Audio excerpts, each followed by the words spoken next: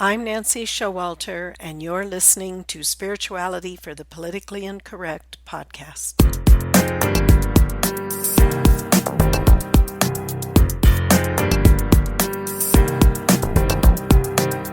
Welcome, all radical paradigm shifters and creative change makers.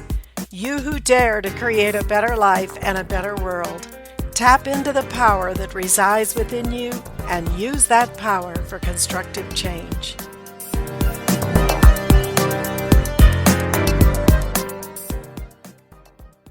Hello, everybody, and welcome to this episode on the law of karma. What is it, and why should I care? Last episode, we talked about your heart chakra, where the spark of your divine self resides, and how it is the doorway to connect to your higher consciousness, your I Am presence.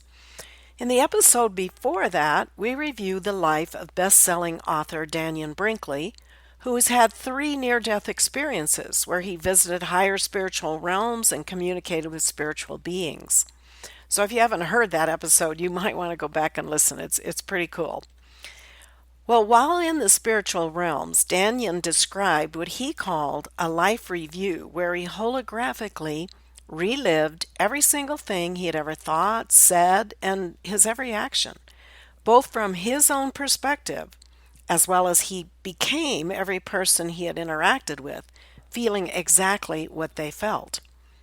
And he said that this was the highlight of his experience there because it turned his life around.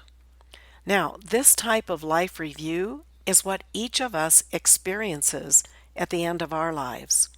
It's a learning experience so that we can learn firsthand the consequences of our actions. And that brings us to the law of karma, which is nothing more than a term that describes the cycle of cause and effect. Karma is a Sanskrit word from the Eastern tradition that literally means action. But it's not just a concept in the East. This universal law of karma has been with us since the beginning of time, and it's known by a number of different names. Like currently in our popular culture, we know it as the law of attraction. From a scientific perspective, there's Newton's third law. For every action, there's an opposite and equal reaction. And even more colloquial expressions, such as what goes around comes around. What you sow, you reap. If you plant corn seeds, you don't get tomatoes. So this is nothing new to us. We innately understand this law. And this same teaching is found in a number of the world's religions. An example from the Bible is in the book of Matthew. Whatsoever a man soweth, that shall he also reap. Another example from the Buddhist scripture from the Samyutta Nikaya is, according to the seed that's sown, so is the fruit you reap therefrom. Doer of good will gather good, doer of evil, evil reaps. Sown is the seed, and thou shalt taste the fruit thereof. Now, a more modern example is Florence Scovel Shinn, who was a spiritual practitioner in the early 20th century. She talks about the game of life. She says most people consider life a battle, but it's not a battle, it's a game. A great game of giving and receiving. And we know that to be successful at any game, you have to know how to play. You have to know what the rules are and what's the outcome that you're trying to go for. And in life, this rule of giving and receiving, cause and effect, is very important to understand because it guides us in the use of our free will. Because as we create, the results return to us. Now, to fully understand this law, we have to begin with the basic premise that everything is energy, which we've covered in previous episodes. And according to its vibrational speed and frequency, we have different manifestations. And this includes us. We are vibrational beings, and according to the level of our vibration, is what we're putting out to the universe that will come back to us. This initial premise that we are vibrational beings, and that we are physical extension of that which is non-physical, is vital to our understanding of the law of karma. It's important to understand that you're constantly creating. Your thoughts are creations, your emotions, your memories too, and of course your actions. all are manifestations of energy. Take, for instance, if you had a traumatic experience, one perhaps that you have not completely released or gotten over, the energy imprint or record of that event is still in your memory body, even if you don't consciously think of it. But each time you do think about it and feel it all over again, it's no longer something that happened in the past. It's in your present moment. The energy is still there with you. And by reliving the past, you create the situation all over again. And as you recreate the past in this way, the situation is made stronger, imprisoning you within an energy pattern that can totally engulf you.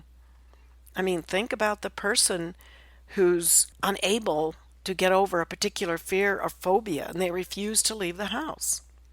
That's just an example, but it's these records, our misuses of God's energy, that is what creates our illness, our disease, our emotional bondage. But the good news is the same holds true for your good memories. You can likewise raise your vibration to a very high level simply by remembering or re-experiencing a very wonderful event that happened in your life. Many people use this remembering technique in their meditations to get centered in their hearts, or when they find their vibration has dipped to a lesser level and they want to get back to a higher vibration. When trying to understand the law of karma, it is incumbent that we take full responsibility for our lives.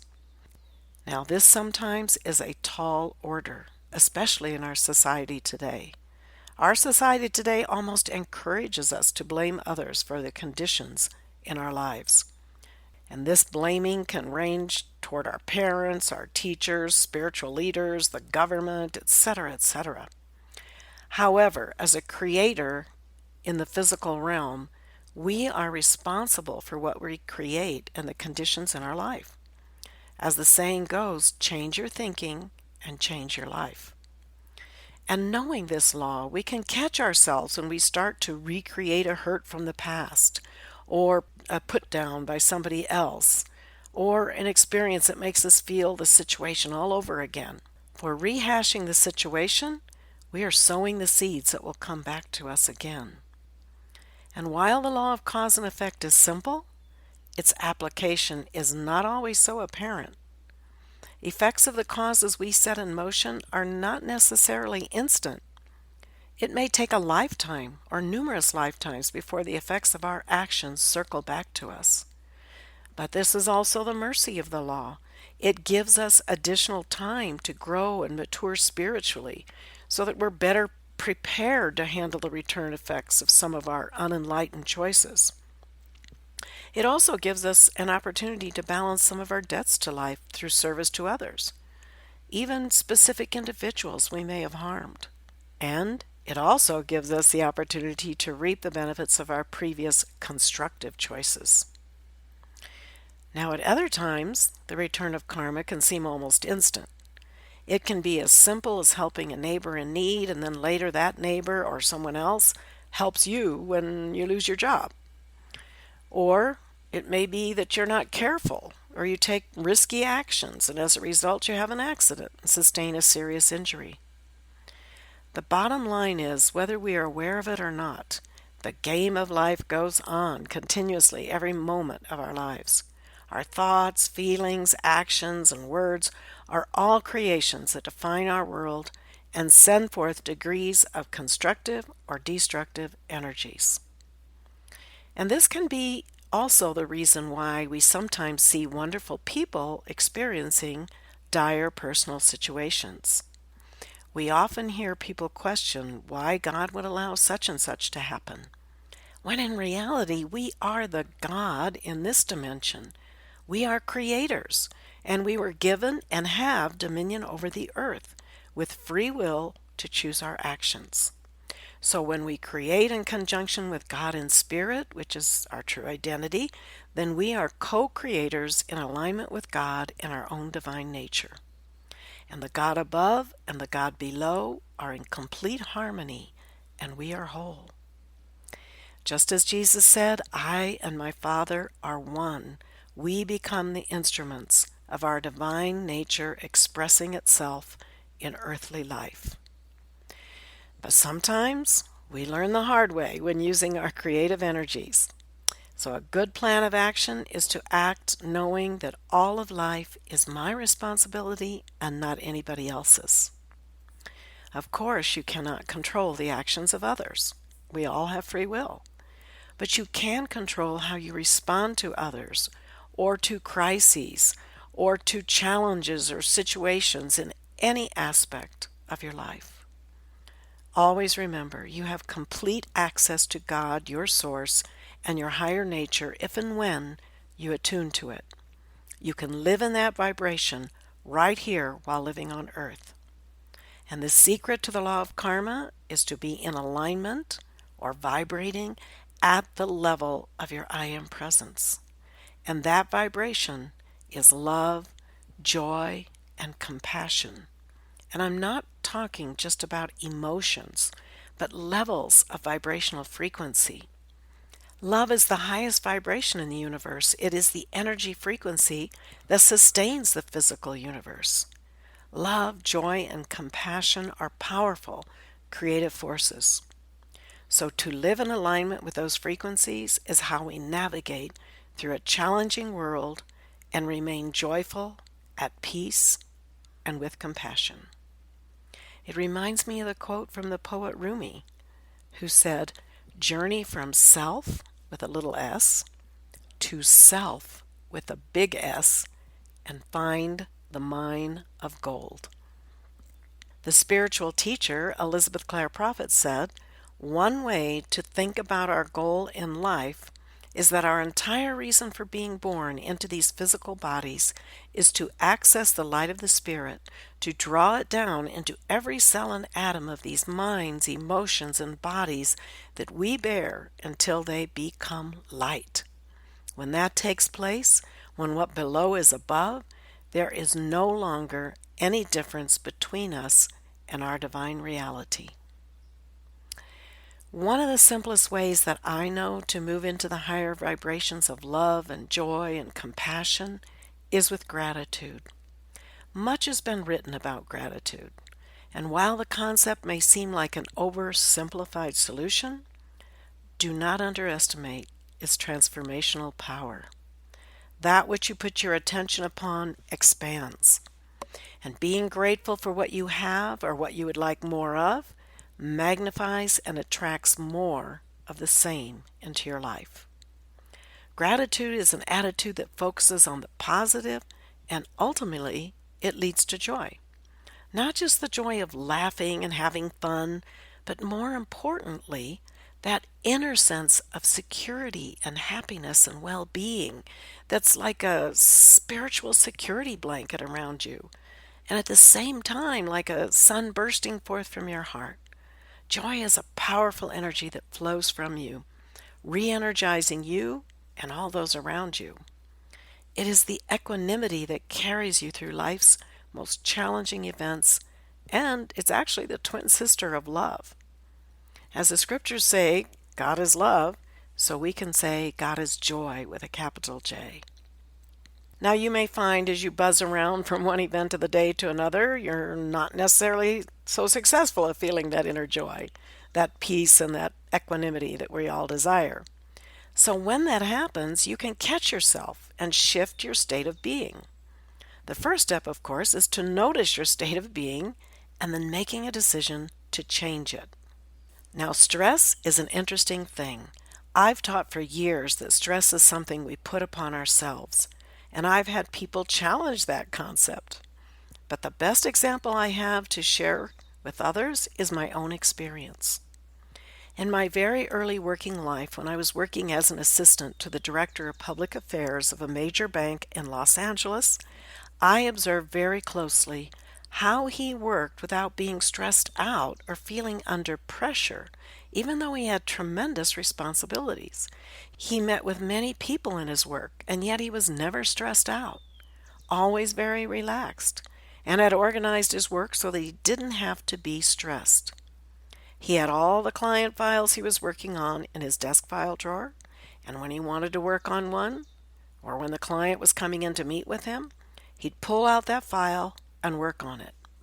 When he was finished, he would fold it up and put it back. And this is how his day went. His desk was nearly always clean, and he went through his busy days very relaxed. This was a great example for me when I was a young employee, and it taught me how I don't have to be stressed out, even if I'm working in a stressful environment. Another more recent example is my husband and I have lived much of the year in Ecuador in South America for the last 11 years. One of the things we really like about Ecuador, besides the people, is the relaxed lifestyle. Very few people there stress about their jobs, their schedules, their families, etc., like we do in the north. So once you adjust to the slower pace of life there, it is quite liberating. Since we both work from home, and for a number of years in our Ecuador home, we always felt so relaxed with our work and just enjoying life. Then at one point, we noticed that we were feeling pressure to do certain things, to accomplish certain goals, and that feeling of stress started to reappear. And at that point, I stopped and recognized, and we both acknowledged, there's no one putting pressure on us. Who's putting this pressure on us? There were no bosses or coworkers or situations. We were doing it to ourselves. And once we recognized that, we were able to move back into the flow of our lives and work without this artificial pressure we were putting on ourselves. Nevertheless, I recognize that it's easy in our fast-paced world to get going so fast between work and home responsibilities that we need to remind ourselves to take a deep breath, center, and move back into that joy of being present and relaxed in what we're doing as we move through our responsibilities of the day. So I want to share a very simple technique that you can do to raise your vibration and get centered back into your heart and feel that joy and inner peace. You can do this at any time, anywhere. No one ever has to even know you're doing it. And that is expressing gratitude. Wherever you are right now, even if you're in the car, take a deep breath and let it out as you bring your attention to your heart. Then, look around your environment and focus on something that you can appreciate. Something that you enjoy or maybe find useful. It can be anything. A plant, beautiful picture, your computer, your car if you're driving now. Once you find that thing, then send it feelings of appreciation. Appreciation for its beauty or its usefulness, however it serves you. But just let your heart open and be grateful for that particular object and send that energy to that object. And once you've felt and communicated that feeling of gratitude, then find another item in your environment that you can do the same, appreciate, and be grateful for it also. Feel the gratitude and appreciation once again and acknowledge its contribution in your life. Now think of someone in your life that you love and appreciate. It could be anybody, or it can even be your pet.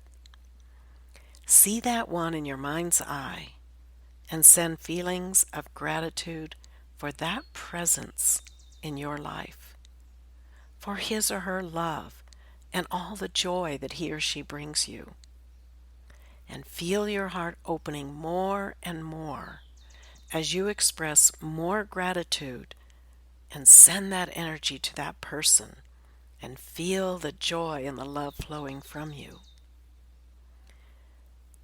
And just stay in these feelings. Feel how they feel in your body. And with your intention, expand and intensify that feeling, that energy, until the gratitude, the joy, and love are bigger than your body. And notice how this energy appears Does it have a color? A sound? What's the feeling?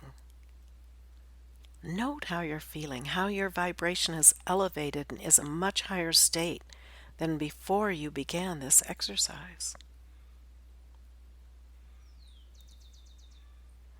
This is just a simple technique that you can use anytime. You do not have to be in meditation, but can be completely present for the whole experience. And if you discipline yourself to express gratitude and blessing even to those who do you wrong, you can change the experience to a powerful energy of inner joy. And you're sending out positive vibrations that will circle back to you rather than reacting in fear, anger, or resentment. As Jesus said, you've heard that it was said, love your neighbor and hate your enemy. But I tell you, love your enemies and pray for those who persecute you, that you may be sons of your Father in heaven. You see, you change the energy by moving immediately to the positive. Gratitude and joy are powerful energies that flow from you, and they not only re-energize you, but also all of those around you. This is just one simple thing you can do to raise your vibrations and attune to your higher nature. The feelings of gratitude generate from your heart, and that is the key for your deepest and highest meditations and for heart-centered living of your everyday life as well. If you're more into journaling or writing things down, another thing you could do is before retiring each evening, write down 3 things you're grateful for that day and feel that gratitude, not just writing alone. And if you don't write, simply express the gratitude verbally or silently, but most importantly, feel that gratitude. It is the feeling that changes your energy. In our next episode, we're going to examine the concept of reincarnation, or re-embodiment as it's sometimes called. Until then, keep an open mind, a generous heart, and a powerful spirit. I'm Nancy Showalter, and you've been listening to Spirituality for the Politically Incorrect. Thank you for being with me today, and if you enjoyed this episode, don't forget to subscribe on iTunes. And to follow more of my work, visit me at nancyshowalter.com.